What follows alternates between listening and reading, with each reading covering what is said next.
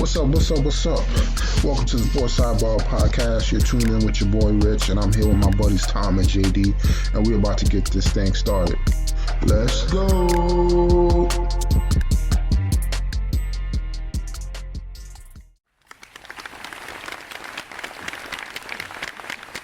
All right, ladies and gentlemen, we got a brand new episode for everybody tonight. Hitting up episode 87. How's everybody doing tonight? Doing good, Rich. How you doing? Doing fantastic, man. I'm excited and a little disappointed. We just the draft just passed. Had the Giants had off on a hot start, then they cooled off. Hopefully, they made the right picks. Yeah. What's your overall feeling on the picks? Overall, I'll probably give them like a B. I think the first two picks were great. They pretty much took the best available players, which are also needs for them. When they got to the second round, I think they, I don't mind that they traded back, but they missed out on a corner, getting Kyler Gordon, the other corner from Washington. Mm-hmm. And then I think they took the receiver too high, Robinson. He's like a 5. He's small as hell, 5'8". Mm-hmm. Not something we really needed, a receiver. I thought they should have went out and got in the second round, probably get, if you're gonna go receiver, probably get like Sky Moore, who the Chiefs got later on. Yeah, no, I thought Sky would have been a nice pick for them. But I think they should have, addressed the corner and safety position with that second pick, Mm-hmm. and then with the third, the third round picks, it was still a little high. I thought they should have went the outside pass rusher from Michigan. What's the name? I think he went the second. Joby. Okay. Oh yeah. The Dana Joby. Yeah, he tore his like ACL or Achilles, but even to have him like come off even though he would have pretty much redshirted his freshman year, I think that would have been a great pickup for a young nucleus in that second unit. And then I thought they would have got a running back like Cook, but we missed out on him. At the end of the second, we had freaking Kobe Dean still sitting there. Didn't pick him. The 2, 3, 4. That's where I got a little disappointed. Outside of that, I like what they did in the fourth with the tight end and the the tight end Bellinger. Everybody else was just kind of like getting some depth, but that 2, 3, 4. That's where I was a little disappointed. I thought we had a chance to get a bunch of steals, but we missed out on those. So overall, pretty happy, but left some room for improvement there. Yeah. How you feeling? How you feeling about your Jets, man? I thought they did a good job. They kind of consolidated their picks, and I liked Sauce Gardner. I was hoping that they'd stay away from Stingley. I just don't. He's probably going to be a great player. I just don't trust the injuries. Mm-hmm. And then at 10, I really liked Garrett Wilson. I definitely thought that he would go 8 to the Falcons. Yep. So I was, I think I would have been okay with Drake London too, but. Mm-hmm. I think that having Garrett Wilson there at 10 was better. Will be good for them, yeah. And then trading back in and grabbing Johnson. Was that Johnson? Yeah, Johnson. Yeah, from Florida State. I think that some people had him, in the top 12 or 15. So definitely a pickup in a spot of need, and I just I like that move. And then you get Breece Hall in the second round. So you got, a pass-catching running back, grabbed a lineman, grabbed the tight end from Ohio State. I thought it was a solid draft.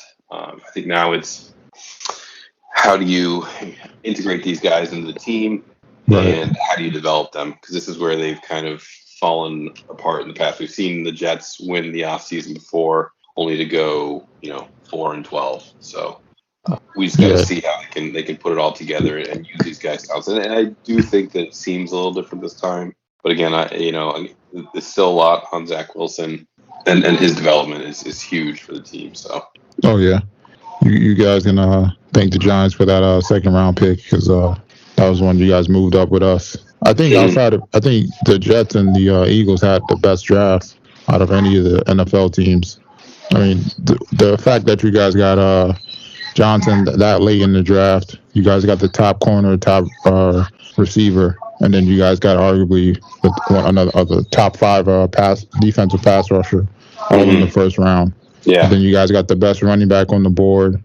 One of the best tight ends from Ohio State. I think you guys. I think you guys killed it in the draft. And then I would say the Eagles as well, just because they traded that first round pick for your boy, AJ Brown. Yeah. And then they went ahead and got Davis and then Kobe Dean, which is crazy. Yeah, I mean Davis is gonna be eating up so much of that line that Kobe Dean's gonna be flying around untouched, and then we gotta see him in our division twice a year, which is annoying. Now you gotta see him and Michael Parsons twice a year. So, but I mean overall, if I was a Jets fan, I'd be a happy Jets fan this year. But we're kind of in the same position where we're all in the quarterback, so we need these quarterbacks to we need them to put it together. Otherwise, we're going to be the picks ain't going to be worth nothing. Nope, 100% right. And then who did you not like in the draft? What team were you like? What the hell are they doing?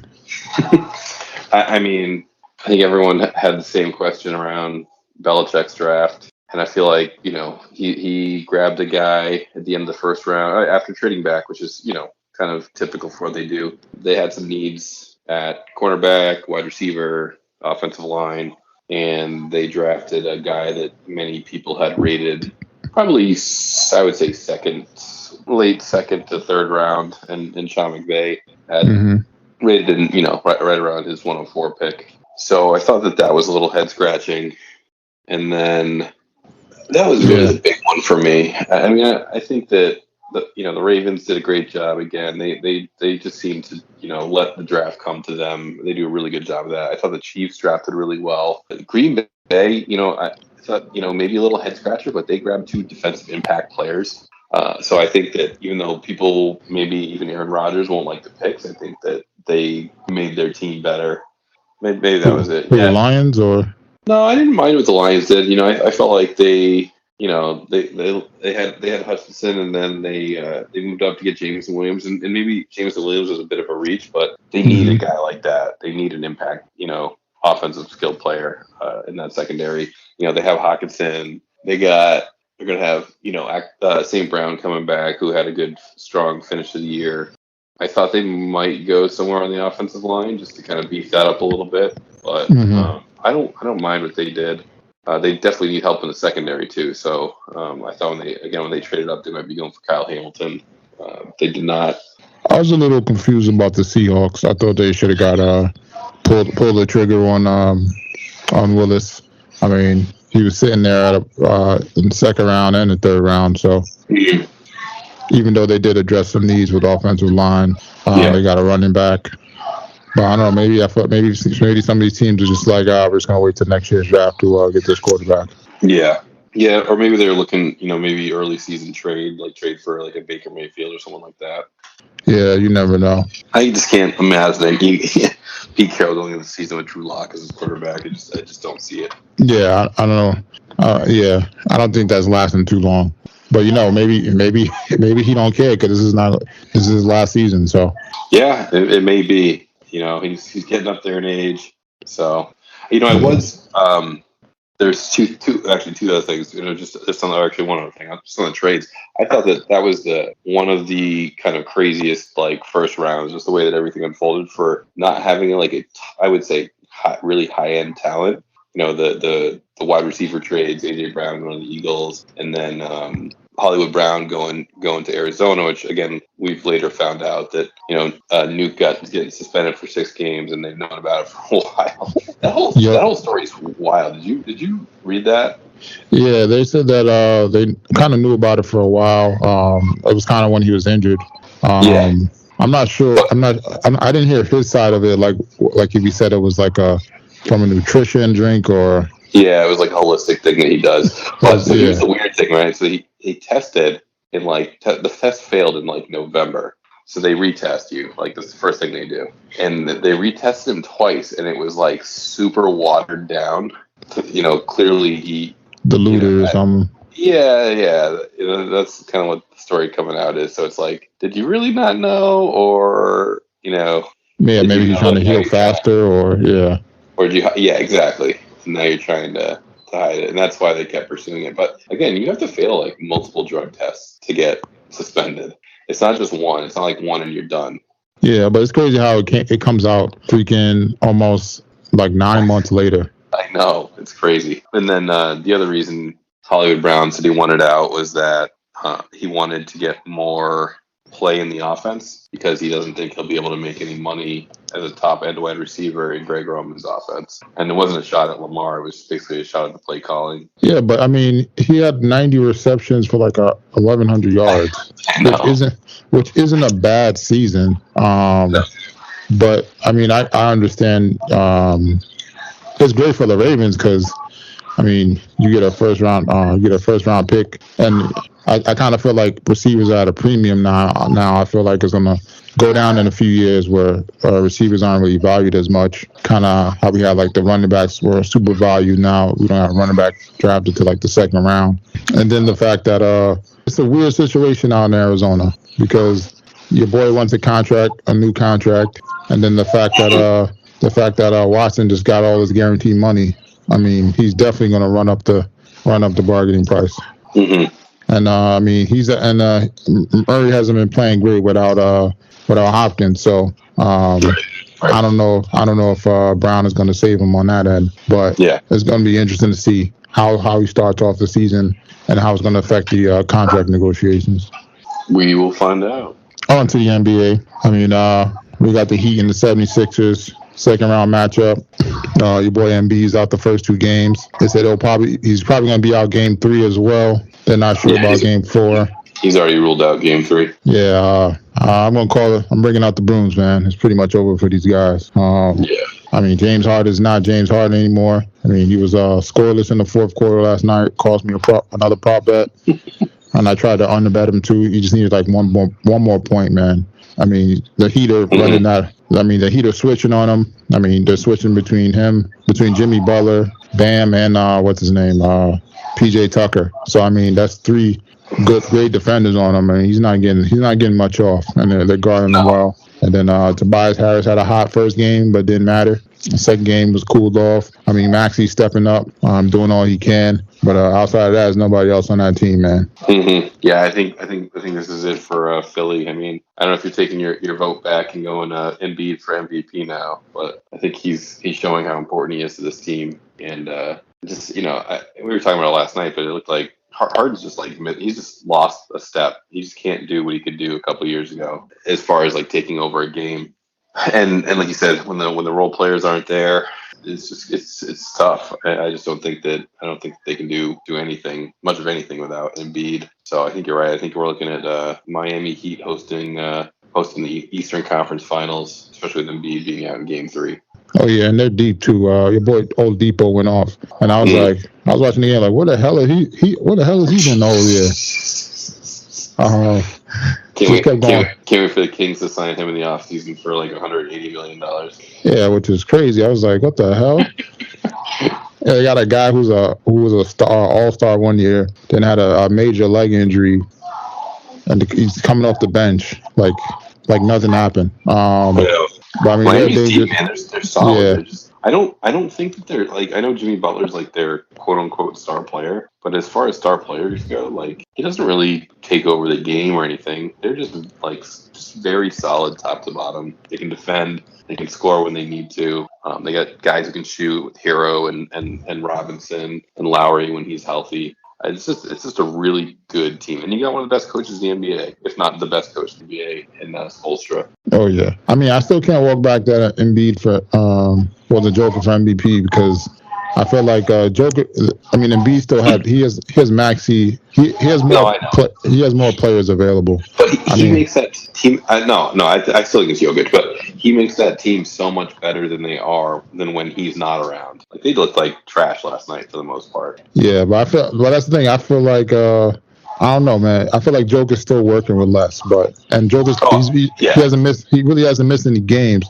I think if Embiid would have not missed as many games, he definitely would have got it over Joker. Yeah, no, I know. I'm just saying, like, looking at very small sample size in these past 2 games as opposed to what they did, in the first round with him. And Doc's going to take heat for this because he could have taken them out. He could have taken Embiid out of that game. Yep. And avoided that injury. So I don't know. It might be the end for Doc. I don't know. Yeah, I think they need to move on, man. I think they need to give a younger coach a chance. They had the opportunity to get Monty, but they passed on him. Now he's out in Phoenix killing it. I think it's time for him to move on. I don't know who who they're gonna go, but there's a few guys out there that should get some opportunities to coach. Mm-hmm. Then we got your Celtics and the Bucks, man. You guys were looking like a dead fish that first game, but you guys woke up. The second game came back. Marcus Smart was out, no problem. Still did a great defensive job on Giannis and company. How you feeling about your team? Your boy Jaylen Brown went off, had like 20 points in the first quarter. Yeah, I think they think the issue was in game one. I think Milwaukee was more physical than the Celtics were expecting. They couldn't get really into the lane at all. Their offense is really predicated around driving and kicking. They just couldn't get any of that, and Milwaukee really, put the hammer on them. And I don't think that they weren't expecting it, and then they didn't really have any sort of rebuttal, and they kind of resorted to taking a bunch of threes, and it just didn't work out in game one. They weren't dropping. I felt like getting up early in game two really they got the momentum swinging their way, and they never really gave up the lead, and they've played Giannis pretty well in these two games. They go at him a couple different ways. They have Grant Williams, they have Robert Williams. Sometimes can get on him, so they got some different options on how to guard him. Yeah, but I think it's going to be a tough series. I think that the Celtics obviously need to split in Milwaukee if they want to keep it going. But I think that my guess is they come out of Milwaukee 2-2, and it's a 3-game series. Oh yeah, because series really don't start to game 3. That's where it happens. You guys been, like I said, been playing him great defensively. Despite him putting up numbers, he hasn't been as efficient as he normally is. You guys just got to make sure you can control the others. Your boy Grayson Allen and Bobby Portis. Because I think when those guys are hitting threes, it helps them a lot. But it's looking like a 7-game series, man. I'm looking forward to it. Yeah, I think so. And then in the West, we got the Suns. They take a 2-zip lead on Dallas. I hate to say it, man, but they're going to have to bring out the brooms on them too, man. Your boy Luka needs help, man. He can only score so much. Yeah, he carried him for a while. The whole first half, he was awesome, and then it's too much. Again, another team that's built solid top to bottom in the Suns. I saw kind of Chris Paul take over, Devin Booker, Ayton kind of ran game one, so it's they have a lot of guys that can hurt you. So I think this will go 5. I think that the Mavs will win one where Luka goes for a big game, and Suns will take the next one and then take it home in Phoenix. Yeah, just too much for Luka, and although they seem like they got some good young players there, they're not quite there yet. Yeah, it's gonna be interesting, man. Because now I think it's gonna be more interesting outside of the series because I know Luka's still locked in for a while, but how long can he wait without getting help before he decides to jump ship or try to get somewhere else? So yeah. And then on the other Western game, we got the Grizzlies and the Warriors. Series tied 1-1. First game, Grizzlies could have won it. Then the second game, the Warriors could have won it. Steph missed some open shots down the end to put them up. Clay missed one. Poole missed one. But the Grizzlies held strong. Ja carried the team on his back, put up a 47-piece on them. I'm loving this series, man. I don't know, how about you? Same. It's gonna be a good one. John and Steph going back and forth. It's I think this game changed when Gary Payton went out, right? Yeah. Because he's kind of found his own in his postseason. He's one guy that can, I think, really on that team match up with Ja. I don't think that Steph isn't going to guard him all game, and Clay is kind of, I feel like Clay doesn't look like 100% yet. Obviously not, coming back from a couple injuries and whatnot. I just don't think any, Ja just gets whatever he wants. And then the second that I heard this today, and it was a great kind of view of it. They're so worried about him going around them that now they're already backing up as he's looking to drive, and he can pull up from anywhere. So he can pull up from the free throw line because they don't want to let him get to the hoop. But when he's hitting those shots, it's tough. Oh yeah, but I think they're gonna have to go at him on the offensive end and make him play some defense to kind of tire him out. It seems like he's the only one that's he gets him going. He's pretty much their engine. So But I'm still rolling with the Warriors on this one. You know, I'm still going to think they're going to finish them off in 6. But this is a great series. The Warriors did what they needed to do. They came in, you know, to the higher seed, and they took 1 or 2. So now you got to go hold court at home, right? I mean, go back to Memphis up 3-1, and I think you're in a pretty good spot. Oh yeah. Well, the thing is, I'm really looking forward to seeing Memphis next year to see how much better they can get. I mean, they improved year over year the past 2 years. I mean, Sky's pretty much delivered with John Morant. It's gonna be interesting to see who else they can get on the squad. Outside of that, they said your boy Mike D'Antoni's one of the leading candidates for the Hornets job. Not sure how he's still getting coaching jobs, but it wouldn't be a bad fit with him having a ball at the point guard. And having that D'Antoni offense, but they're gonna definitely need some shooters. They got some defensive players there, so it's gonna be interesting to see as well. And your boy Ben Simmons has back surgery. Not sure how they were trying to get him out for game 4 or 5 if he had to get back surgery. Right. Yeah. Is it now like? These are always the things I wonder about, right? Like, was he never actually planning to come back? And you know, maybe it was his agent or someone leaked it to Woj, because you know when it just seems funny, right? They asked Steve Nash, and Steve Nash was like, "What? Okay." Yeah. And you know, again, he could have been, you know, practicing and whatnot, and tweak something right there, and that was that. But I don't know. This guy may never play again. Like, I just feel like it's a mess between the mental stuff and the physical stuff. Like, yeah, it brings up a lot of questions. It makes me wonder how long he's had this back situation. If he's had it while in Philly, how much did they know about it? Even if he did have the situation going on, they didn't know about it, but they were still throwing him under the bus in the media. So it makes me wonder. Yeah, same. And on the MLB, a few games under the books right now. I mean, we got some pitchers pitching no hitters already. The combined no hitter in New York. Yeah, I mean. I don't know, man. I mean, it's just maybe because it's early in the season. You know, the bats haven't caught up, but I wonder how many more we're going to see later on in the season. Yeah, I think, you know, it does take a little while. It seems like offense is off to a little bit of a slow start. You know, I saw it was on Twitter somewhere that they had to take a ball out of play because it was dented. So this is going back to like them deadening the balls a little bit so that, you know, there's not too many home runs. But yeah, I mean, we had the Mets combined no hitter, which I always think those are funny. Like 5 guys, and I know it's cool for the team, but like to me, like I don't know, it's just not. It takes away from it a little bit for me. Yeah, I think it's because it's not like major guys that are doing it. Right. Or it's just not the one guy, right? Like he's the one who took it all the way through. He had to see the lineup, you know, 3 to potentially 4 different times. You know what I mean? So yeah, like a few of the guys that did it. I mean, they had a terrible ERAs. One had like a 4.68. I mean, no hitters are just perfect games. Sometimes they're just complete luck, right? Like you have some of these guys that have had these before, and you're like, who is that? Like, it's like crazy. Yeah, I think that's the thing. That's the thing is making the mystique of it go away. Is that it's just not. Yeah. It's not like major guys like it was back in the day with like Clemens or Nolan Ryan. Like some of those guys. But yeah, it's gonna be interesting to see. We still got a lot of baseball to play left. Baseball to play. And then your boy Rizzo's he was tearing it up last month, man. Yeah, he's off to a good start. I mean, Yankee Stadium is kind of like the perfect spot for him. That's why one of the reasons why the Yankees went back. The other reason is he's really good defensively, and they needed help on the defensive side of the diamond there. So, but yeah, he's seen the ball well. Seems like he's having fun. I think he had 8 homers with them all of last year. He's already, in whatever the half season he was with them, and he's already surpassed that. So, yeah, he's playing well. He's kind of got that offense going. Judge is hitting now. Gleber's hitting now.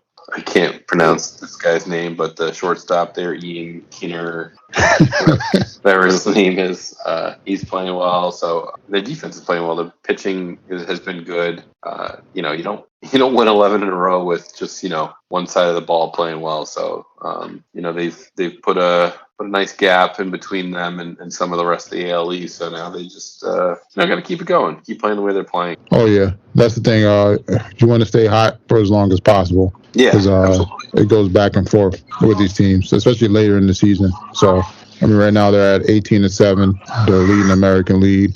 like 2 games ahead of the Angels. So Yeah, Toronto's 3 games behind them too. So I would say that's been a surprising team for me, the Angels, who just like historically, lately have not been good. They have Ohtani and they have Mike Trout and they have Anthony Rendon. They have some good players, but they've never been put together. It's good to see them. It's good for Mike Trout too, right? To be playing on a good team. Yeah, try to get in the playoffs. Want the best player in the league to be in the playoffs. Oh yeah, the way baseball doesn't the way that baseball like recognizes players, like they don't really push players to the front. No. So it's hard to recognize who's who when it comes to baseball at times.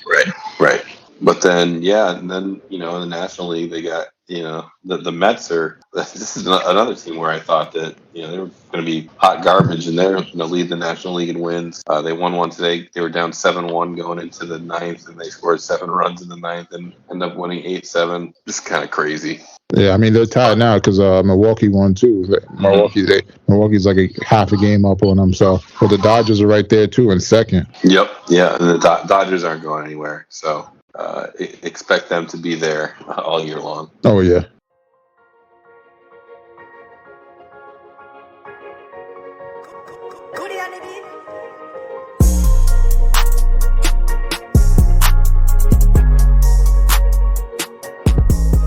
And then it's that time again, ladies and gentlemen.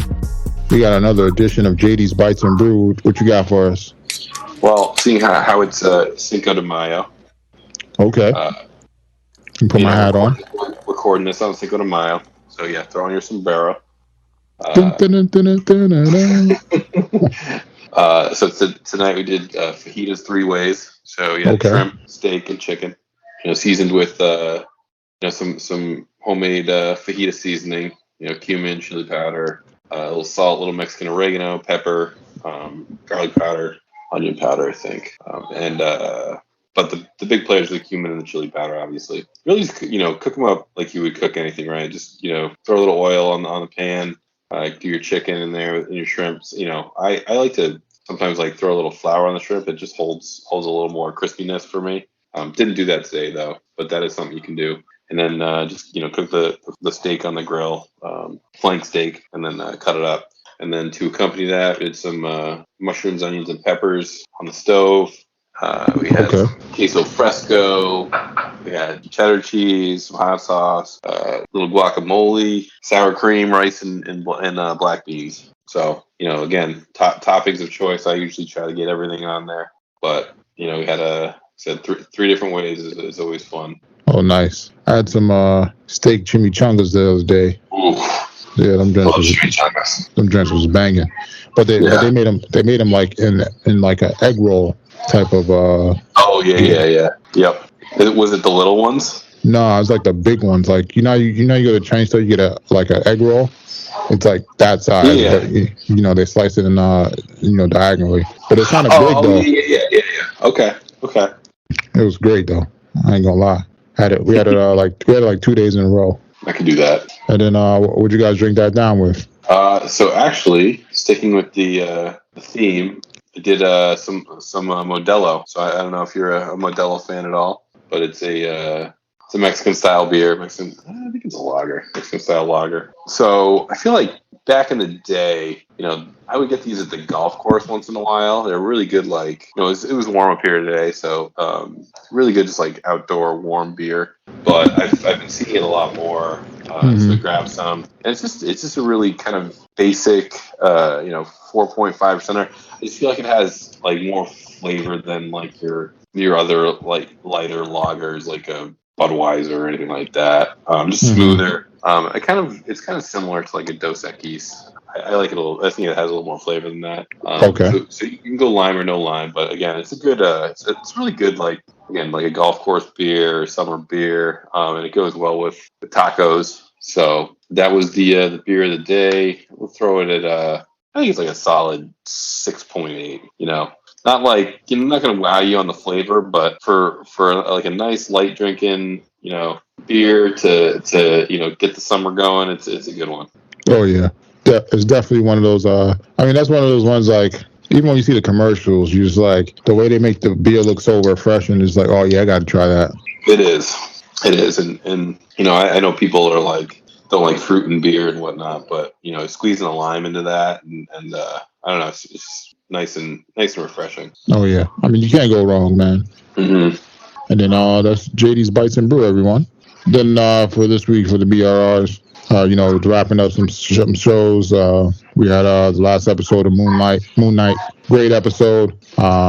Great series. Probably ranks in the middle of all the Marvel series. Probably third. Still WandaVision and Loki pretty much are the best ones. Season was a little short, only 6 episodes, but they gave us a lot of information as far as like the guides when it comes to Marvels. So we're going to be seeing a lot more of those, especially in the new Thor movie, and then some of the other movies coming down the line. But definitely something you could check out, even if you don't know much about the hero. This is one of those heroes that is not really a well-known one. So it's kind of like a Daredevil. But I mean, he's less known than Daredevil, but it doesn't really, you don't have to know everything about Marvel to watch this one. Mm-hmm. I know you watch We Own the City. About to watch the second episode later on this week. How'd you like the first one? I actually haven't watched it yet, so that's going to be on my list this weekend. Yeah. When we hit our nice cold weather coming back, I'll pop that on. I'll take that back. Then we got Doctor Strange coming out this Friday. I'll go check that out on Sunday. Mentioned it before. I mean, pretty much getting into the multiverse of Marvel. So that's how we're going to be able to get all the other stuff we've been missing as far as X-Men, Fantastic Four. So they're getting ready to build up for the next phase of Marvel. So, I mean, it's going to be they're going to be dominating the movie box office for the next 30, 40 years, as much material they got now that they bought back all the Marvel stuff. And then we had Ozark, finished that. I don't know, how far along did you get in that? Oh, geez, what was the last part we saw? We just saw Javi died. He was down in Mexico, I think doing the accounting stuff. They figure, he's got he's trying to find out who find the guy, the leak. Mm-hmm. I think that was the last part we saw. Okay, won't give up too much, but I mean, they finished the season off great. I'm just mad, man, because I felt like when you see the ending, you get like, man, they could have still gave us more, man.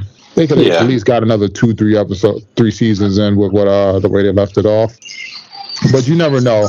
Maybe somebody buys the rights to it and they try to put it on the network. Mm-hmm. But great series. One of the best ones we've seen in that genre for a while. I'm definitely looking forward to what Netflix has to put out now after that to try to top that. Right. That was one of their top shows. That and what you call Stranger Things. So. Stranger Things. Yep. So I mean, it's gonna be interesting to see what else they can cook up to keep them in the mix, because they're raising the prices on that Netflix. Yeah, they're losing subscribers. So. Yep. I forgot to mention From finished. I don't know if you've still been watching that. Crazy ending. I felt like they just hit me with a lost ending. Jeez. In a good or a bad way? Because some of those lost endings are good, but okay, it's good. Yeah, the good way. It's just like, what the hell? Right. It just leaves you with so more questions now. You're like, now I gotta wait till another season to see what's going on, but I need to get my Fire Stick working so I can watch the rest of that. Yeah, man. Good show. I'm looking forward to another season of that. It's another thing, it kind of reminded me of the old shows, because I feel like we've been gypped, man. Back in the day, we used to get like the first season of Lost was like 20 episodes. Now we're getting one season of shows that's like 6 to 8 or 10. Yeah, I like it. I like it though, because I like having different shows, because you're in the mood for certain shows sometimes. Like, you don't want I don't know. Maybe that's just me. I just like I like to have some options. Yeah, I mean, I don't mind if you're not going to do 20 episodes for a season, but don't finish the season. Don't finish the series in 3 seasons. Well, I mean, if you could get 20 for one season, and you're gonna only give us 10. That means that first season is really 2 seasons. So I mean, they got to give us more. They got to give us more material, man. It's not how they work anymore, Rich. Those days are over. That's for the birds watching, regular TV. Yeah, I mean, I guess because people got short attention spans, they can't dive on a 20 episode season. So, but I mean, they got some good stuff coming out. Looking forward to it. I know Game of Thrones is right around the corner too in August. So. Mm-hmm. And then checked out Uncharted movie based off the video game. It's pretty much like a Tomb Raider type of movie. I mean, overall it was okay. I'd probably give it like a 6.5. Not a huge fan of the video game series, but it's just too close to. It reminds me so much of Tomb Raider that I can't really overlook it, or I don't know, man. And it seems kind of like, I don't want to say cartoonish, but kind of childish sometimes with the jokes and the actors, because the guy that plays Spider-Man is the main character, Drake. So I feel like at times sometimes I'm watching Spider-Man, or I'm watching like Peter Parker. So it's just like that might be it. That's all I got. I don't know about any other shows you guys got into. No, none I can think of. All right then. All right, ladies and gentlemen. Until next time. Till next time, Rich. I want to thank y'all for rocking out here on the Sports Sidebar Podcast. Give y'all something to ride out on.